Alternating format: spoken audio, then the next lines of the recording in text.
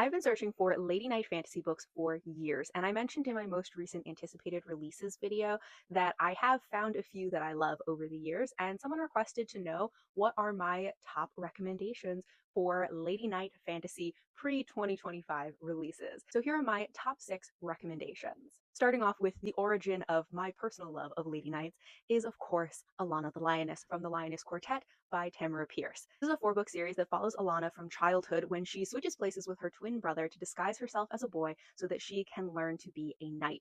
We follow her throughout being a page, a squire, and then into knighthood as she has to disguise her identity so that she can become the knight that she dreams of being. But this is a series that really grows up with the character, starting with Alanna at 11 years old, and by the end she's probably early 20s. Also by Tamora Pierce and set in the same world is The Protector of the Small Quartet.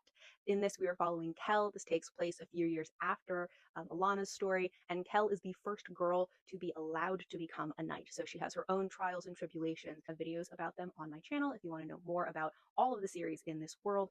But Kell has become one of my favorite characters. She is so thoughtful and reflective and self-aware. If you want something a little chunkier and a little more grown up, there is Lady HOTSPUR by Tessa Gratton. This is the second book in her Innis Lear companion duology, and this is a gender-bent queer retelling of Shakespeare's Henry IV. This has beautiful, atmospheric, almost poetic writing.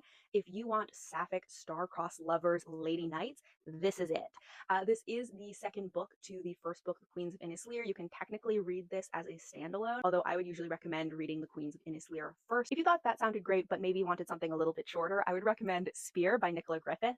This is also a gender-bent queer retelling, but it is a retelling of the story of Percival from Arthurian legend.